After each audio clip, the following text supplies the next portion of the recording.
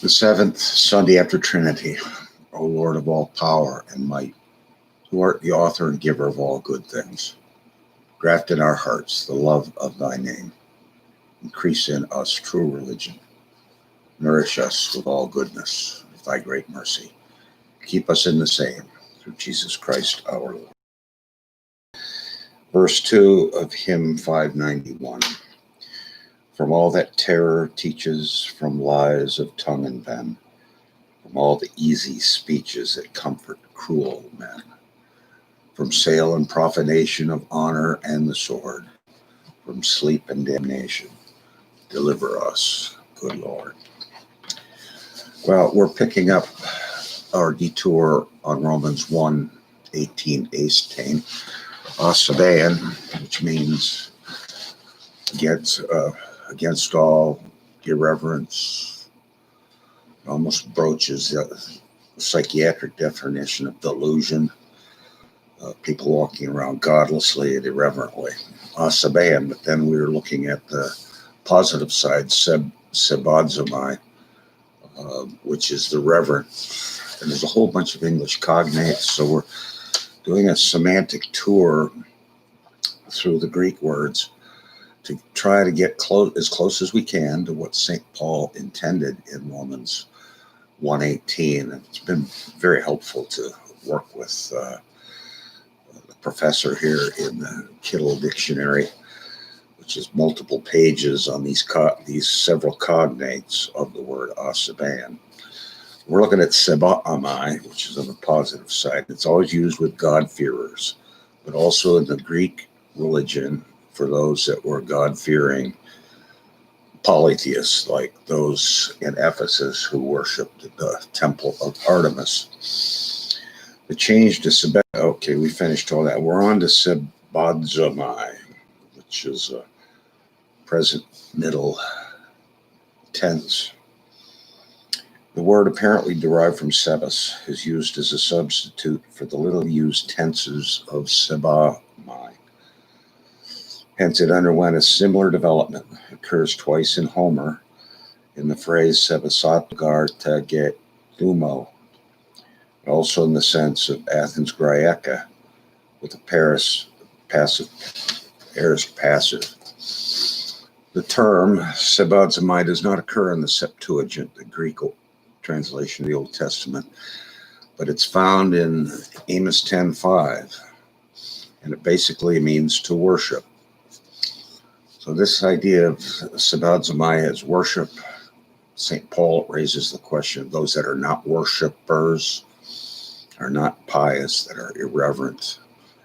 And in that verse we read of God revealing his wrath from heaven against non-worshipers.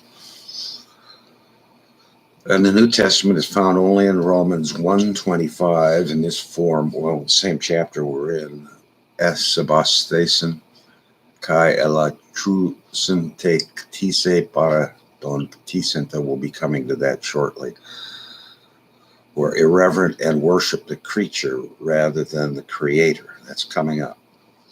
So the work we're doing here will bring us some fruits, we trust, when we get up the road, 6 or 7 verses, where the general sense of sabasestai is given precision by the more precise word latruein. Very nice.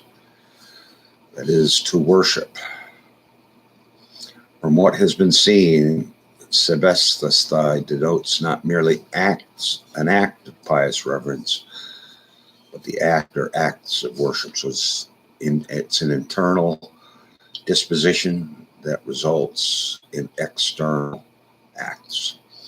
They worshipped and served the creature instead of the creator. It reminds me of some of the politicians I heard yesterday. All they wanted to do was be heard on the Democratic side. Big talkers, long talkers, power worshipers. It was really distasteful 4 hours. Well, we turn to sebasma, another cognate of the word. Sebasma is found in the 1st century BC, means about the same idea. An act of worship or veneration. It's got several authorities here listed: Bell, Dragon, Josephus, Sibylline, Hadrian, the Pseudo-Clementine homilies for idols, which the Gentiles say are in themselves only silver and gold, but the divine pneuma dwells in them. God dwells in the idol they made of their own hands. The term is used very generally for the object of worship. In the New Testament, sabasma occurs only twice. Acts 17:23, which shows us Luke is familiar with the root word. Here, it's not just idols. This is in his sermon on Mars Hill, but all objects connected with religious worship, including altars. The altar is not an object of worship, but one towards which sebestai, reverence, is made. Paul is describing it thus though the continuation shows what he thinks about this holy place. 2 Thessalonians 2:4, the anthropos tes anamias, the lawless man, is characterized by ha-antikemenos kai huparai kamenos epipanta legamenon thean e sabasma. The godly man is characterized by being godly, worshipful. Here too, sebasmai cannot be just the idol, but it must denote the object. Paul builds on Daniel 11:36, but goes beyond the Old Testament with the remarkable legomenon and adding sebasma. It's maybe a little bit technical. We're trying to keep it basic here. Paul makes his statement as general and comprehensive as possible. We do justice to this if we take sebasma to refer to everything to which sebastai must be paid. This includes the orders of family, state, and law, for which antiquity stood under the protection of the gods and were the object of sebestai or eusebain. We're going to get to the root word eusebain, or like Eusebius, the church historian of the 4th century and a follower of the Nicene Creed with some questions on his own Christology. He was a real scholar from Caesarea. But the idea means a man with wonder and awe and reverence and respect. It's a classic name to have. I don't know of any moderns who use the name Eusebius, but it's a beautiful old Greek name based on this root, S-E-B, Seb, and then Sebastus, like the name Sebastian. Sebastus is translated of the Latin Augustus, which in Latin is golden, reverent, revered, which as an adjective is used of gods and temples, holy and sacred. In 27 BC, the Senate conferred it on the emperor as a title. The meaning of the Latin title is debated. It is an act in the sense of it calls Augustus the augmenter of the kingdom. It is probably more used in the passive, the one who is augmented. At any rate, the Latin term Augustus lifts the emperor above all mortals. Emperor cult worship, which will really take new life as the apostolic Christian church gets going. Emperor worship, the great one. Caesar is Lord. Say it, Christians. No, they would say. Christ is Lord. Just say Caesar is Lord. No, they would respond. Christ is Lord. Off you go. So we see where that goes. The institutionalization of ego worship, which is, I think, we're doing psychiatric studies, which is really delusional, quite delusional. We're studying schizophrenia and some of the hallucinations and auditory monitions and things that the beleaguered with that illness suffer. It's a mental disease lasting from 1 to 6 months with varied strength of manifestations. The rare Greek word sebastos denotes something to which religious respect is paid. Thus, Numa established a sanctuary of epistos, of faith. As a title, sebastos is a translation of Augustus and is like part of the official style of an emperor. What is meant for Greek ears, gives a long quote here, I'm not going to translate it. We're looking for just the basics here. Philos speaks similarly. I could translate it, but it's a time thing. Philos, it wouldn't help a listener. Since officially only the dead emperor became Deus by resolve of the Senate. Oh, that's great. Senate too partakes in the emperor worship just by mere affirmation and confirmation. See the beginnings of the church-state problem, which will traipse along through all of human history right down until today.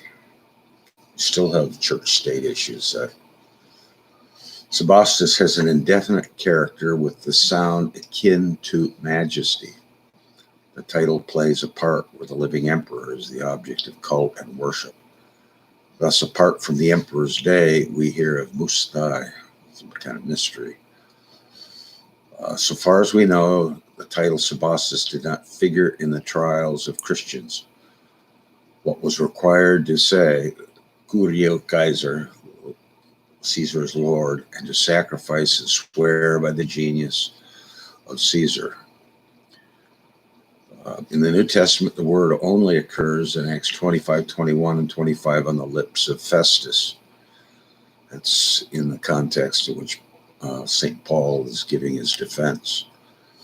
In distinction from the customary Kaiser of the New Testament, which Festus uses also. Well, now we come down to a cognate, eusebeo, which is related to this basic root, S-E-B, worship, reverence. And the prefix in eusebeo means good in Greek, good.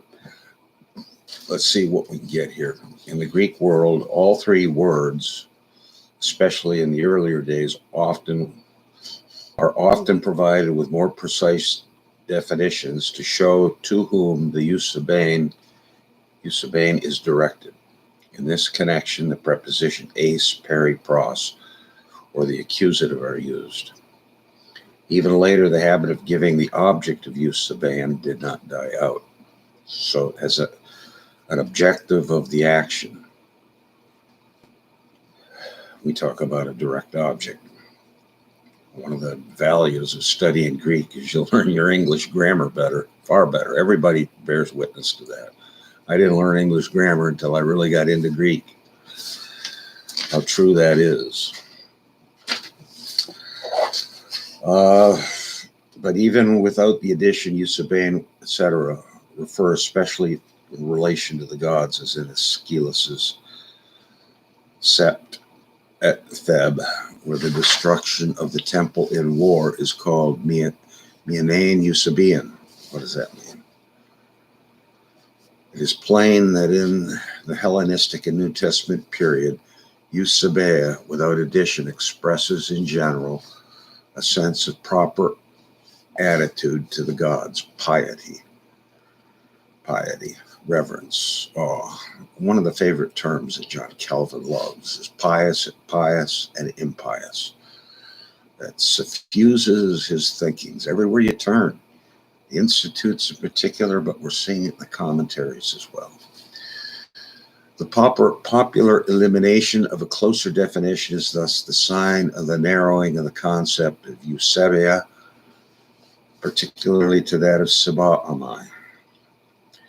How this happens is clear when one considers the various objects in the older writings, Theognatus, Plato, as children of Agamemnon and Clytemnestra rather than the children of Clytemnestra and Aegisthus, Electra and Orestes are. Those whose descent and whose marriage are not laden with guilt are called Eusebius. Blessed. This would be kind of one idea. When Achilles says of himself, the continuation shows that the reference is to the general conduct of Chiron, not his piety. In all these instances, Eusebian is directed to a wider sphere than just to the gods alone. In light of which usage are we to understand the restricting of Eusebian to the religious world? Apart from the gods and their temples, the object of Eusebian and Eusebia are the dead and the nomima, especially deceased relatives. Then relatives, fathers, brothers, parents, also rulers, New Testament times the emperor, judges, aliens, refugees, the good, oaths, laws. It's got a very wide applicatory usage. One finds sympathy with the age of an accused person or a way of life in accordance with philosophy. Rarer constructions may be left out of account. This review shows that Euseb expresses respect for the orders of domestic, national, and international life. It's a big word, Eusebia. Proper conduct, EU or U, and that's how you say it. It's got a, forget what you call it now. The diacritical mark with the circumflex for it. Proper conduct to these institutions and people is sebesthai. This holds them in high esteem and avoids transgressing against them. So it really shows some sensibilities of the fifth commandment written into the hearts of people, regenerate and unregenerate. It shows some desire to show respect to your elders, your parents, your grandparents, your great-grandparents, so forth. And we see that in the Proverbs. We see it in the Bible more largely. And then the respect that is given to kings. You know, we study in Billy Laud, my favorite Archbishop of Canterbury. One of the things he insisted upon with precision, as a precisionist and as an imperialist, as a proud man with a small mind and small body too. He was real sensitive about being short, which shows his dissatisfaction with God's providence. Because who cares if you're short or tall? I mean, God makes you the way he makes you. But that was Billy. And he insisted on bowing in the name of Jesus. If you didn't do that, you lacked reverence. Not everybody felt they had to bow every time Jesus' name was mentioned. For crying out loud, you read the New Testament, you're reading Jesus what are you going to be doing, bowing all the time?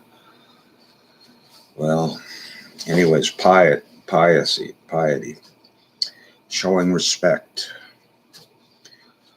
Since all these orders are under the protection of the gods, outside Christianity, it is understandable that the term Eusebio, Eusebia, come to refer increasingly to the gods. The translation may be seen in Isocrates. The development goes to the point where Eusebia, as right conduct toward the gods, is distinguished from dikaiosune as right conduct towards one's neighbor. We'll be looking at dikaiosune, God willing, in the future because it's related to the concept of justification by Jesus alone, by his work alone, by grace alone, and received by faith alone. We'll talk about that in time, God willing. So for sune ekrateia, right conduct toward oneself. And then it's got a long quote by Socrates that I won't go into. Plato in his dialogue on piety makes Euthifron the spokesman for the common view. In distinction, then, as gifts of God received by men are time, which is honor, gera, age, and charis, grace. We're familiar with that term, charis. In distinction from Plato's own view that the essence of piety consists in being servants of the gods by doing good, the popular view comes out with increasing clarity in the dialogue as one in which piety is done towards the gods. Distinction without a difference. Instead of being a reverent attitude towards the gods and the orders, eusebia consists in the worship paid to God in the cultic tasks. I don't see how you can separate them. Since one has to know how the gods are served aright, an element of knowledge comes into piety. That's helpful. Xenophon. Plato offers various definitions of piety. Dikaisune peritheus. That's interesting. In so far as the context expounds it, this means the conscientious and costly practice of cultic acts, including expenditure on the furnishing of temples. You know, if you travel around the Greek world, I'm thinking of even the temple, I forget the name of it now, just a little north of Pompeii, Italy. It's a Greek temple. Massive. The amount of work, the amount of reverence, the values, Greek piety now, that went into the construction of this massive temple. Or you see the Parthenon, the dedication to Athena in Athens. Or even bizarrely, I found one, was it in Crete? No, it wasn't in Crete. It was the island of Rhodes, just off the western shore of Turkey. I rented a car that day. It was on my own. And drove all over the island of Rhodes, which has a variety of Islamic fortifications and all that went on with the Crusades. But you got way up onto the hill there. There was a temple. I was not expecting that. But again, huge. Or even in Corinth, you go up on top, Acrocorinth, above where the city was. There's a big temple up there. And how they got stones up there. So we're talking here about religious convictions, because human beings are fundamentally religious, inescapably so. There's no such thing as secularism. That's just an invented term to comfort the anti-religious forces. But they know they're religious, but they lie, and they create a nice term saying they're not religious, when in fact they're deeply religious. And the use of the term secular is a form of lying. So we refuse to even use the word secular. We believe in using it. It's a compromise to these liars. And we refuse to compromise with them. You think I'm a nut job? Okay, call me names. So, well, in the Hellenistic period, we're moving on with the word eusebia. Mostly stands for the worship of the gods, but the broader sense of respect for the order of life remains. Thus, eusebia is used for the attitude towards relatives, between men, and even husbands and wives, even for the attitude of slaves to masters and allegiance to the emperor, indeed for the administration of the emperor himself. In the educated, there is reserve or criticism in relation to the cultic worship of popular piety.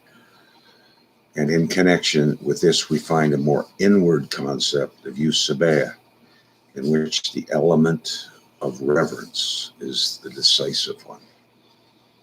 Very, very helpful here as we look at the negative side. Again, I'm repeating myself, ἀσέβειαν, God's wrath is revealed against this irreverence, this impiety, and I would add a psychiatric term, delusions of grandeur, to think that you can live apart from God. I mean, that's a mental case. Just a mental disease. The true content of ἀσέβεια for the educated Greek is reverent and wondering awe at the lofty and pure world of the divine. It's worship and respect for the order sustained by it. It is not being under the unconditional claim of a personal power. Hence, ἀσέβεια can be a virtue in the Greek sphere. It is one virtue among others. So phrsune is one, that would be wisdom.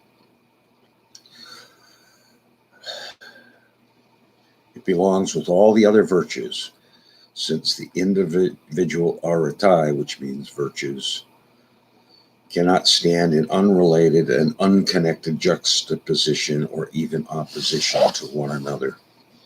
ἀσέβεια can be lauded as virtue, while its opposite, ἀσέβεια, can be morally condemned. There we have the word we've been looking at. ἀσέβεια is morally condemnable behavior.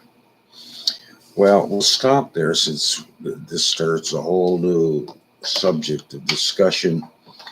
Judaism, the Septuagint, the pseudepigrapha, Josephus, and Philo. As you can see, the root word, SEB, Seb, gets an enormous workout in the classical period, which is helpful for us as we try to understand the context and stand beside St. Paul, or sit beside St. Paul as he penned his letter to the Roman Church, the Roman Christians in 58 AD is what I think it was, as he's trying there to make his gospel known more fully to them, is my sense of it. Well, we turn to 591 in the hymn book, verse 3. We'll examine it to see if it's appropriate. Tie in a living tether, the prince and priest enthrall. Bind all our lives together, smite us and save us all. In iron exultation, aflame with faith and free, lift up a living nation, single sword to thee. I'm not sure I can sing that, but it's a peculiar piece of poetry. Here we can say with joy from Jude 24 and 25. Now unto him who is able to keep you from falling and present you faultless before the presence of his glory with exceeding joy. To the only wise God our Savior, be glory and majesty, dominion and power, both now and forevermore. Amen. Till next time, brothers and sisters, Godspeed.